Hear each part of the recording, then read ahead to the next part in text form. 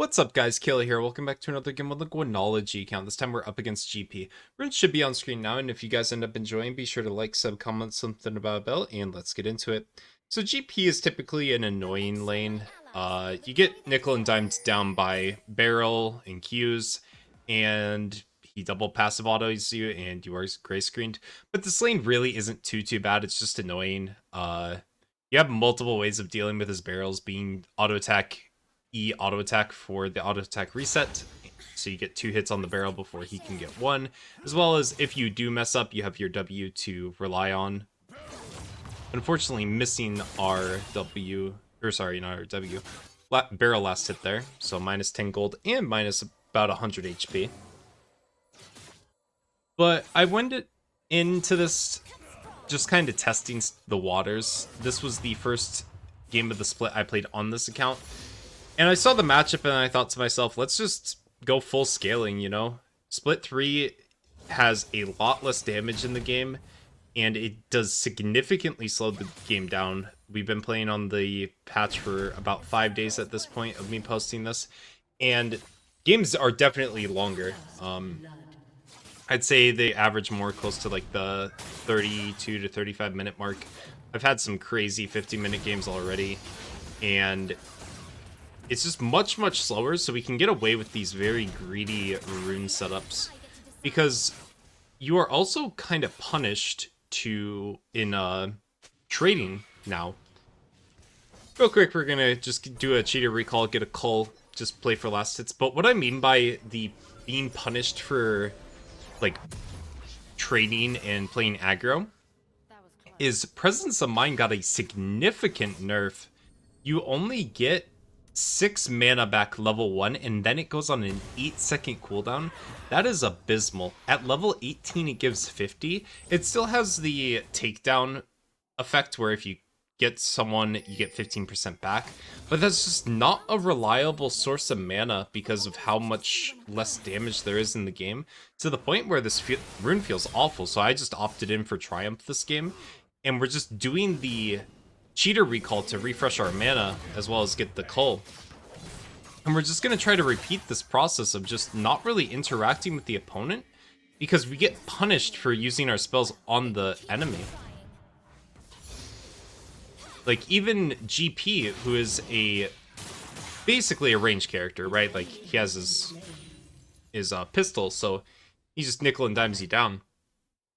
Even he went or not force of nature, what's called Font of Life, as opposed to the Presence of Mind, because it just doesn't seem that good on a lot of characters anymore.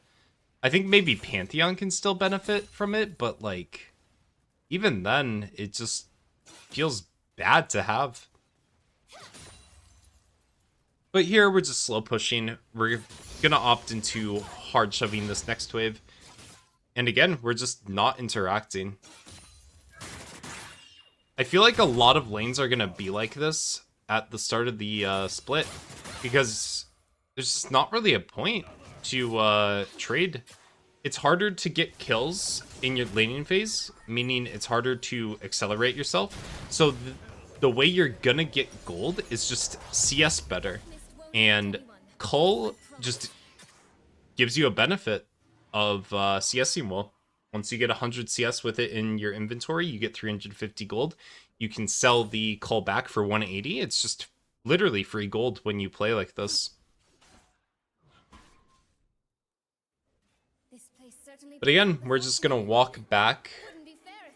There's not a lot of action, so I can start just talking about where I thought I was right and where I thought I was wrong about the split, because it's been about 5 days, so it's had an ample amount of time, and so far it feels like I was right on a lot of things. Like the game has slowed down significantly. Tanks aren't as prominent, I would say, but that might be my like rose-tinted glasses of, oh, I'm Gwen. Because like when you lock Gwen in, like they're not really gonna counterpick a tank into you. Riot, I don't think they have any idea on what they're doing with Cassante. If they're gonna do anything this next patch, which unfortunately they're not going to do this because I already saw the notes on Twitter. I really want a Presence of Mind buff so you can actually like trade with your opponent and then not go down to 0 mana. I believe they are nerfing Camille, Mundo, and they're reworking some of the EDC items. None of the like numbers have came out yet, just they showed what they're gonna do. And it's very interesting. We're just gonna TP back, collect the waves. Yeah, Void Grubs have spawned, so our Yi potentially might want to look for that. So I'm going to thin this out just a bit. So if Yi does go to river and somehow finds the Viego, we can just immediately rotate.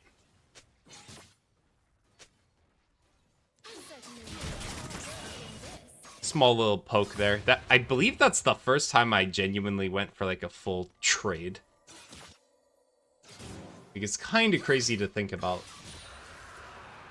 Viego's gonna go for the dragon. Alright. Yeah, they're nerfing Anivia, Camille, Mundo, Jin, Mord, Poppy, Shyvana, Singed, Skarner, Swain, Tark, Udyr, Vigar, and Yorick. That is insane.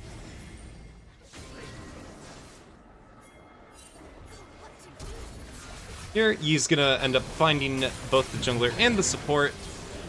Fresh overplays his hand. Viego plays into the Yi. He alpha strikes the Q, and we just pick up a nice kill and assist.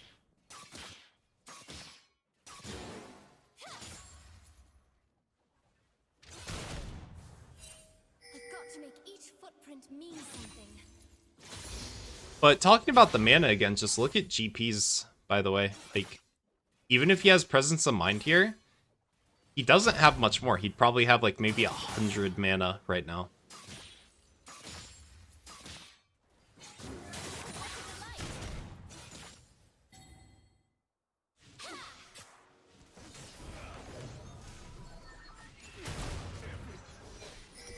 Right, again, resetting.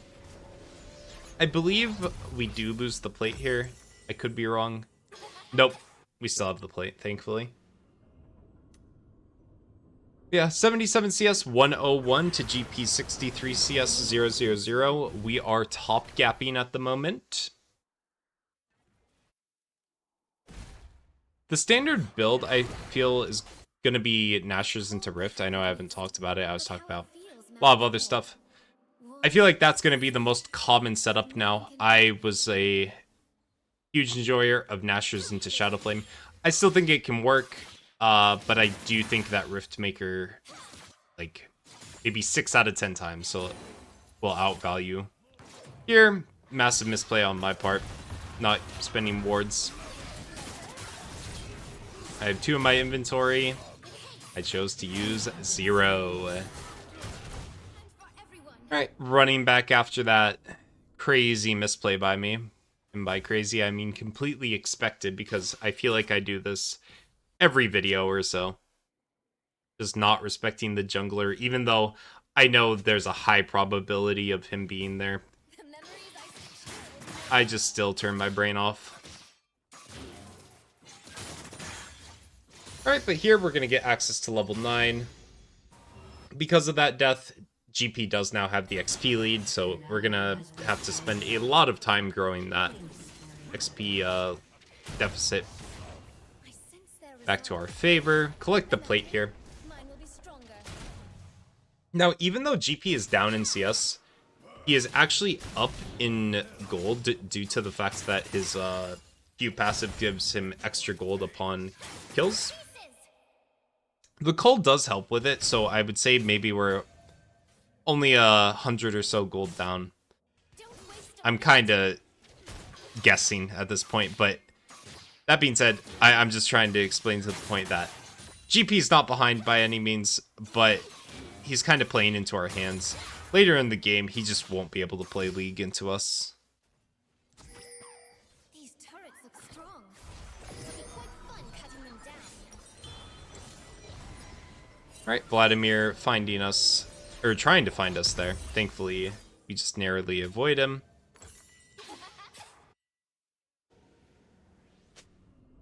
Just type Vlad top, gives my Syndra access to the wave, gets her a plate. Seeing my dressed well reminds me to smile. GP's gonna end up ulting. Gonna pick up the assist on the Syndra. And a second assist on the Yi. GP has 3 KP, I have 2, so we are now being top diffed. And then here, this is a very important ward on very specific junglers. So things like Nunu, Hecarim, and Viego. You want to place your wards further into the river because they have very potent movement abilities.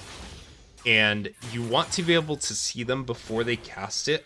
Because if you just ward in the pixel bush, it's already too late. Hecarim speeds up at you.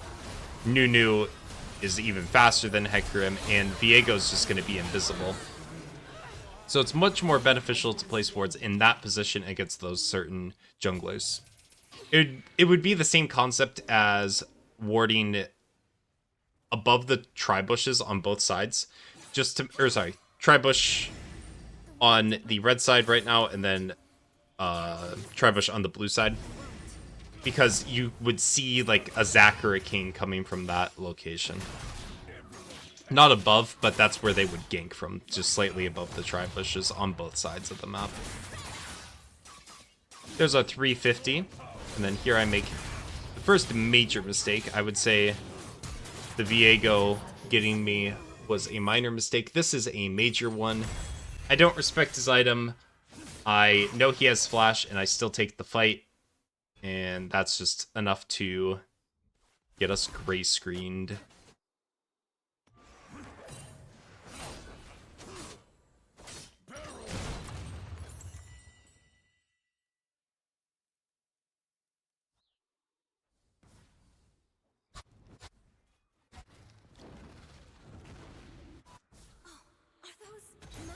Beyond the cliffs. I've always wished to see. Alright, running back again, we pick up a Dark Seal.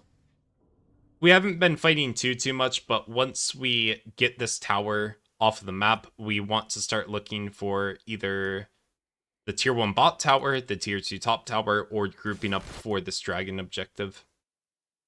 Onward. Also, I went double HP scaling this game just to get extra value out of the Riftmaker.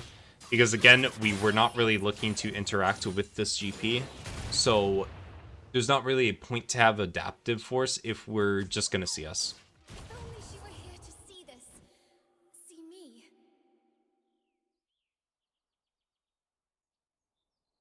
Alright, this wave gives us a level 11.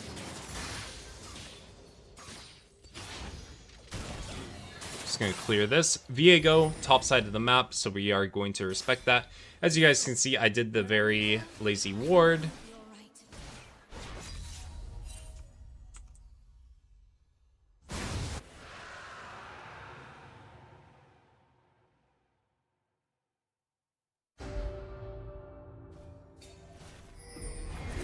Oh, I forgot about this.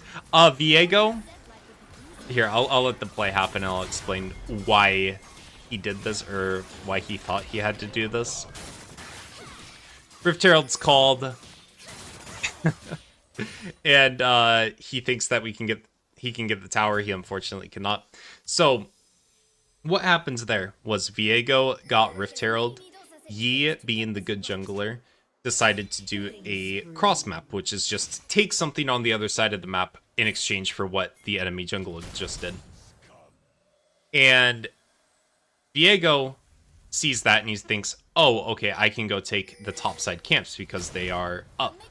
Viego goes and checks every single camp, realizes that they're down, and then his logical next step was to call Rift under my tower and not even ride it for the extra Rift Herald damage. So he just absolutely donates the Rift Herald XP to me and helps me catch back up to this GP. Then here, Yi calls for the dive. I am more than happy to go for this because what will happen here is that we will trade 1-for-1. I take an extra tower shot or two just to make sure Yi can confirm that kill. I am then going to just dunk this tower, and this finally frees me to do other things on the map. I can still come back here and CS efficiently, but now I'm not locked into coming back here every single recall.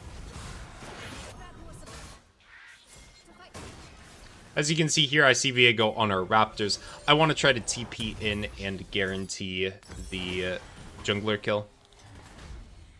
I TP here, trying to bait Thresh into hooking me into MF combo, because if MF even has ult, I can just press W after the Thresh Q, and I am totally fine. She cannot blow me up in 2 seconds. She would definitely need like at least 3. And then at that point, my Senna and Kai'Sa would be able to follow up, and we would get those kills. But unfortunately, they did not take the bait. We still get the Viego. It just sucks that MF and Thresh did not fall for it.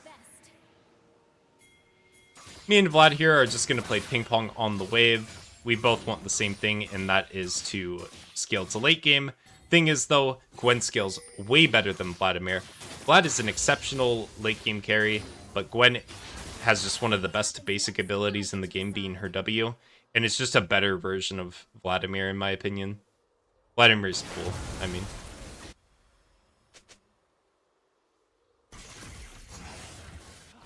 Right here, we're just going to pick up the blue buff. We saw the Shroud of Viego's E right there, so we know that he's around top side. That's why I warded there. So we are going to respect the fact that Viego is on the top side. However, we are not scared of this Vladimir. So we are going to go here. Even if Viego was here, Vlad could not do much to me. He unfortunately does have flash, so he is going to escape. And earlier, I was talking about how, like, we weren't really fighting the GP because we didn't really want to waste our mana. And I feel like that's going to happen just in every single lane, to the point where it's like, you have to assume that every champion in the game has their summoners up 24/7, because just nobody's fighting for anything. Everyone's just going to continue to play ping pong, and if a freeze happens, it can spell GG for a lane, but there will never really be any solo kills unless you are completely misplaying. Speaking of misplaying, Vlad Thresh think that they can stop me. Pop my Riftmaker, just absolutely melt the Thresh. Syndra, thankfully, sacrificing for me, is going to fall to the GP ultimate.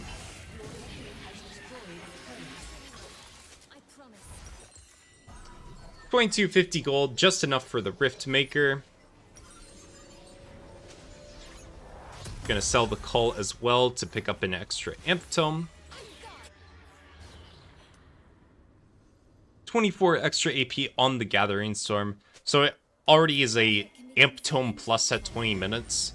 And as you guys saw, we did very little fighting throughout the laning phase. Basically no trading whatsoever. So we were just able to coast by with one less rune. While GP went for a very early game lane bully type setup with D-Blade, Ignite, Fleet Footwork, and then the triple tonic runes, or triple tonic potions, and he just did nothing with it. They're gonna try to stop me on this tower. I really don't care at this point. I'm just going to stall for my team to get here. Even if I don't find any kills, my Yi is just gonna play cleanup.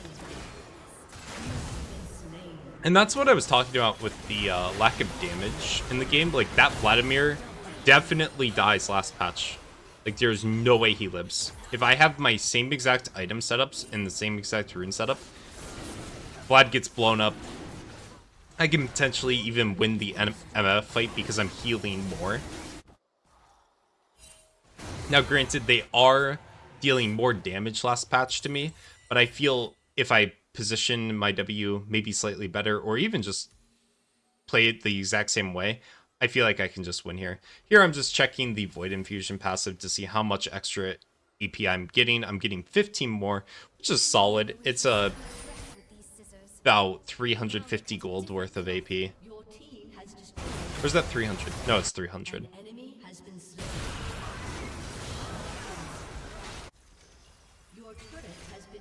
Viego's gonna start splitting top, and I make the decision to contest him here. I really don't want Viego potentially getting enough gold to just play play one-shot party. I paused there because I forgot Master Yi just went completely beast mode and quadrad the enemy team. But I just really didn't want Viego to have any chance of securing that much gold in one instance. So I took it upon myself to deny the Viego. Unfortunately, Senna is going to overstay, which is the most standard thing in solo queue ever. Senna and Viego flash there.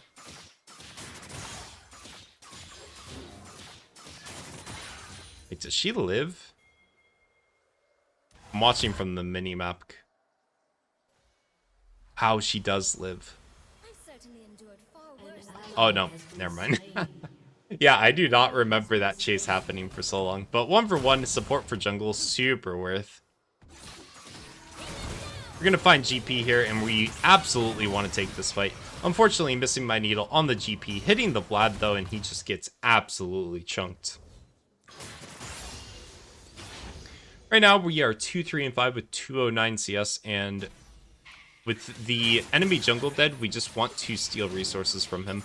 I've wanted to do this ever since tier 1 fell, but there's just been so many side lanes to fix that I haven't had time to secure the enemy jungle camps.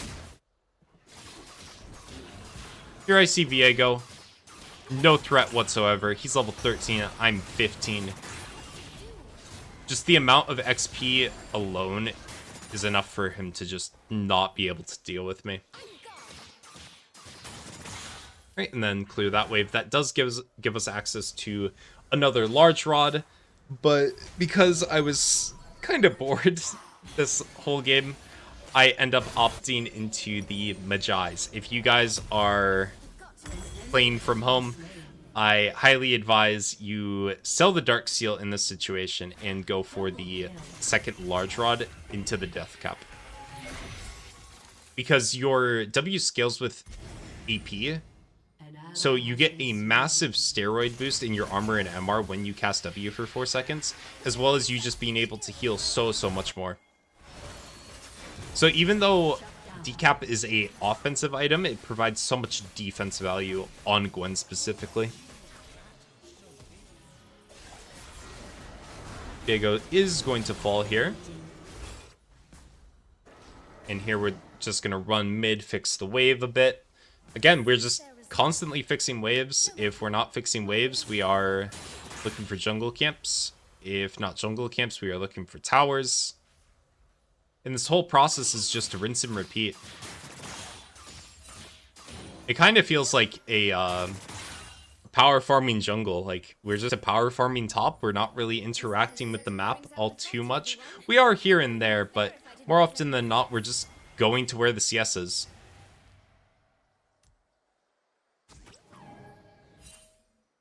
We see Vlad here. I believe he does get the recall off, unfortunately. My Yi ends up calling for the Baron. We take it super fast, so I'm 100% down to go for this. As well as, I trust the Yi. This Yi has been playing very well. They are going to find us here. They are going to start going crazy. Viego, however, runs into my Yi. Beautiful alpha strike by him. We pick up the jungle yet again. And then the second this fight is over, there's only one thing I'm thinking. Time to go push waves. There's a secondary fight happening, and I just don't care. I just want to push. If a fight is happening, it is more beneficial for me right now to just push the waves so that we can acquire pressure and potentially open the enemy base. Here, respecting the GP just a bit. There's not really a reason for me to go for this GP, because if I'm standing there, that gives Yi time to walk over to me, and then we just walk to the dragon. Since we have Kaisa Yi here, I think to myself, okay, where's the next set of gold? We go for the Gromp, and then we go for the bot lane farm. I go for Gromp here because I know that the enemy team is respawning very, very soon, and they're going to be back on the map very soon. So I just want to secure the jungle camp because it denies the opponent. I do miss quite a few last hits, but I was staying in XP range, so I at least got that for me. Reminds to smile.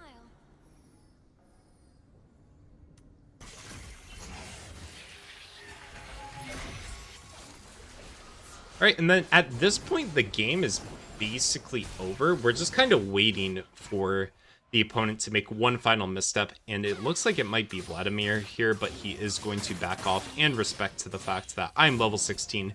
I cannot be stopped solo. They need to send at least 3, and if they do send 3, I have to play it abhorrently bad.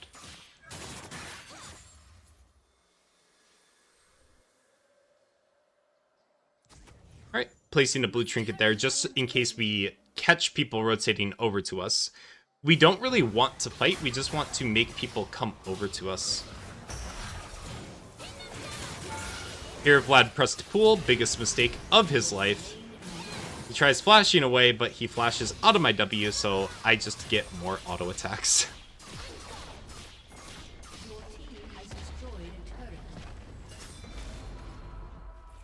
Diego is going to show top. MF, GP are showing mid, so that tells me, okay, free bot inhib tower.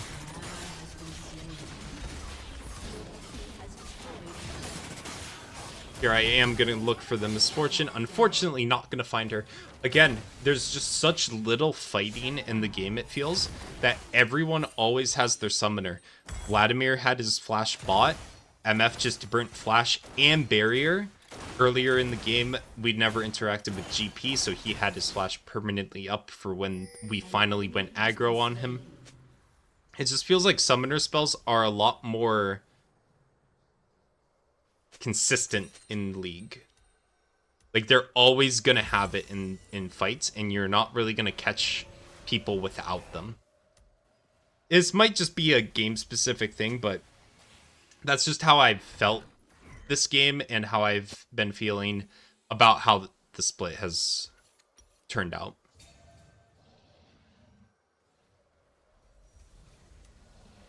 Alright, 3 seconds till we spawn. What are we gonna do? We're gonna go push the side lane. We're gonna go acquire presence on the map and force the opponents to come to us.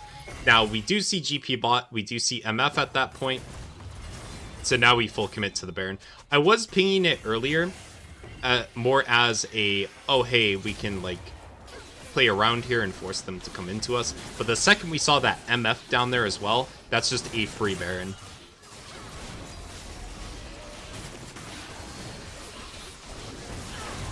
And then here, I'm going to immediately look top, spam ping mid.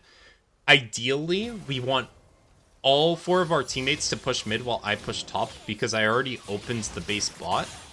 So if we can open mid and top as well, we can just get triple inhib, and at that point, it's basically an FF angle from the team. Diego is going to catch our Syndra out, because she was bot side and was very slow on grouping up with our team.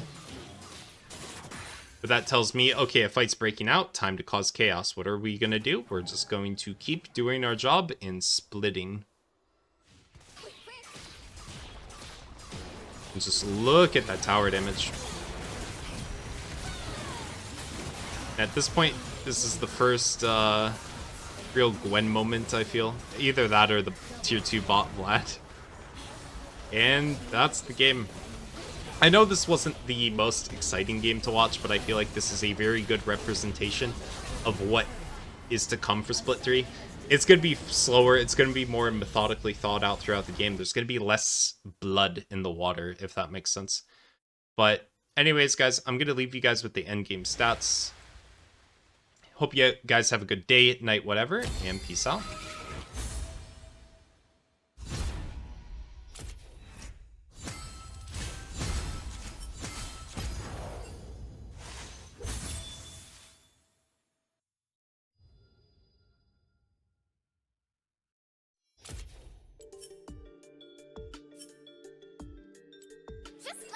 Herald times. Sweet, simple, and out of control.